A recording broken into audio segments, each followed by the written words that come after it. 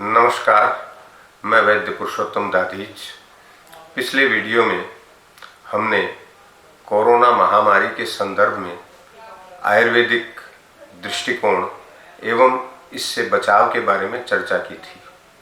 आज हम बात करेंगे लॉकडाउन से उत्पन्न परिस्थितिजन्य डिप्रेशन यानी अवसाद के बारे में। इस प्रतिबंधित परिस्थिति में कुछ लोग बीमारी के डर से, कुछ लोग घरेलू वाद विवाद की वजह से, कुछ लोग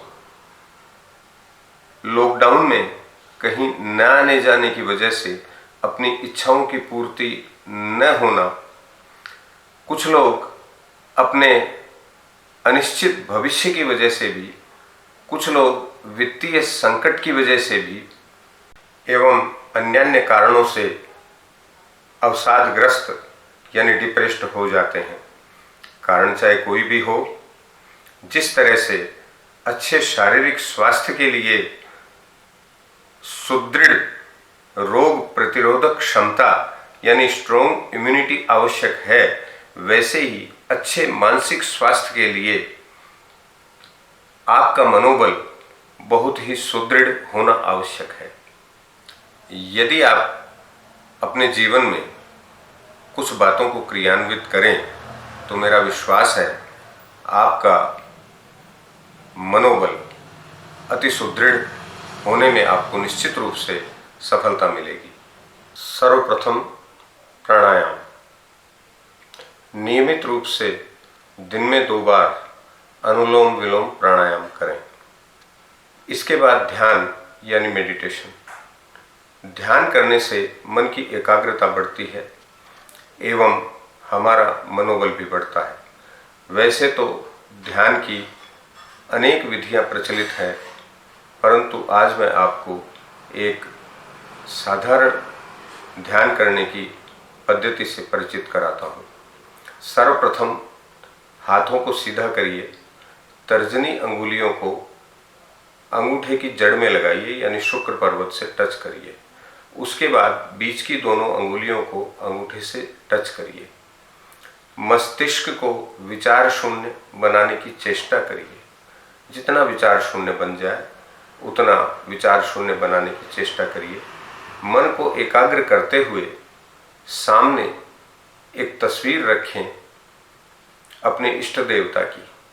मान लीजिए शिव जी की तस्वीर रखते हैं या कृष्ण की रखते हैं, उन्हीं के बारे में मन में चिंतन करिए। शिव के जटाजूट है, मस्तक में चंद्रमा है, सर्पों की माला गले में है, बागंबर ओढ़े हैं, त्रिशूल हाथ में है, मस्तक से गंगा जी प्रवाहित हो रही हैं। इस तरह निरंतर सोचते रहिए। ऐसा 10 मिनट खुली आंखों से जब आप करेंगे तो आपका धीरे धीरे ध्यान एकाग्र होने का प्रारंभ होगा। और इसी पद्धति को आप जब निरंतर अभ्यास करेंगे तो आप पाएंगे कि आपकी एकाग्रता में काफ़ी बढ़ोतरी हुई है और साथ ही साथ आपका मनोबल भी बढ़ा है। जब आपका ध्यान एकाग्र होने लगे तो जाप का क्रम बनाइए। जो भी आपके इष्ट देव हैं उनका जाप एक नियमित संख्या में निरंतर करिए। एक नियम बना लीजिए कि रोज हमें 11 माला इस समय करनी है। ध्यान के बाद 11 माला अपने इष्ट देवता का जाप करें। गीता में भगवान कृष्ण ने जाप की महिमा का वर्णन किया है। 10वें अध्याय में भगवान कृष्ण कहते हैं, हे अर्जुन, यज्ञानाम जप यज्ञोस्मि स्थावराणाम हिमालय है। यानी सभी यज्ञों में जप यज्ञ को श्रेष्ठ माना है भगवान कृष्ण ने। लेकिन हमारे साथ में समस्या है, हम गप यज्ञ तो बहुत कर लेते हैं लेकिन जप यज्ञ नहीं कर पाते। तो आप सबसे मेरा निवेदन है कि एक निश्चित संख्या में जप करना निरंतर जारी रखें। इसके अलावा अपने आप को व्यस्त जितना आप रखेंगे उतना आपका मनोबल बढ़ेगा एवं अवसाद और डिप्रेशन की परिस्थिति से आप उतना ही दूर होते चले जाएंगे। व्यस्त और नियमित जीवनचर्या का पालन करें। इसके लिए आप कोई हॉबी भी डेवलप कर सकते हैं। पेंटिंग, संगीत, गायन या इंस्ट्रूमेंटल या लेखन या पुस्तकों का अध्ययन, इस तरह की कोई हॉबी भी आप डेवलप कर सकते हैं। परिवार में आपस में सामंजस्य अति आवश्यक है। यदि परिवार में सामंजस्य रहेगा तो निश्चित रूप से मनोबल बढ़ेगा। इसके लिए ये आवश्यक है कि हम परिवार के अंदर एक दूसरे की कमियां न निकालें, बल्कि एक दूसरे की अच्छाइयों को देखें, गुणों को देखें और उन्हें प्रोत्साहित करें। इसके अलावा अपने आप के अंदर जो कमियां हैं उनको पहचानते हुए धीरे धीरे दूर करने की चेष्टा करें। नेगेटिव सोच को नकारते हुए पॉजिटिव अवधारणा को निरंतर बढ़ाने का अभ्यास करें।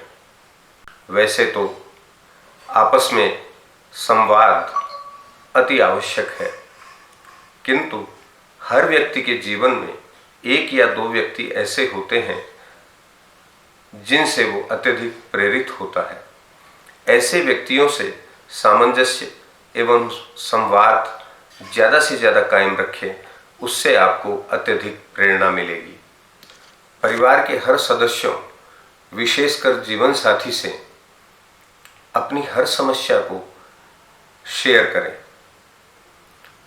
जिनके जीवन साथी नहीं है, यानी जो सिंगल है, वो अपने माता पिता से, बहन भाइयों से अपनी समस्याओं को शेयर कर सकते हैं। इस तरह से शेयर करने की आदत यदि हम अपने आप में डालते हैं तो इससे समस्या का समाधान तो होगा ही और आपका मनोबल भी बढ़ेगा। अंत में मैं हमारे शास्त्रों में वर्णित अवसादग्रस्तता का एक उदाहरण देकर अपनी बात समाप्त करूंगा। जब महाभारत प्रारंभ हो रही थी, उस समय दोनों सेनाओं के बीच में भगवान कृष्ण ने अर्जुन के रथ को स्थापित किया। तो उस समय अर्जुन अवसादग्रस्त हो गए थे। गीता में इसके बारे में वर्णन है। गांडीवम स्रंसते हस्तात् त्वक्चैव परिदह्यते वेपथुश्च शरीरे में रोमहर्षश्च जायते। इस तरह से अर्जुन ने अपनी मनस्थिति भगवान कृष्ण के सामने रखी, जो अति अवसादग्रस्तता की स्थिति थी। उस समय भगवान कृष्ण ने एक फेथ हीलर के रोल में आकर अर्जुन के अवसाद को दूर किया एवं युद्ध के लिए तत्पर किया। भगवान कृष्ण ने कहा, अर्जुन, तू अकर्मण्यता को, कायरता को प्राप्त मत हो और युद्ध करने के लिए निश्चय करके उठ खड़ा हो। क्लैब्यम मास्मगमः पार्थ न तत्त्वयुपपद्यते क्षुद्रम हृदय दौर्बल्यम त्यक्तो तिष्ठ परंतप। पूरी गीता में भगवान कृष्ण ने अर्जुन को इस तरह से उपदेश देके अलग अलग तरीकों से अपने धर्म का पालन करने के लिए, क्षत्रिय धर्म का पालन करने के लिए उत्साहित करते हुए अर्जुन की अवसादग्रस्तता को दूर किया। भगवान कृष्ण अर्जुन से कहते हैं, हत्वा वा प्राप्स्यसे स्वर्गम जित्वा वा भोक्ष्यसे महिम तस्मादुत्तिष्ठ कौन्तेय युद्धाय कृतनिश्चय।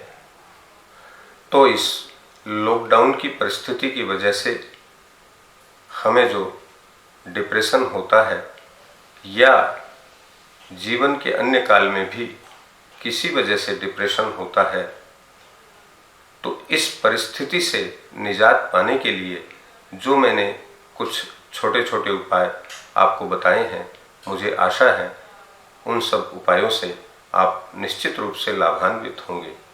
नमस्कार।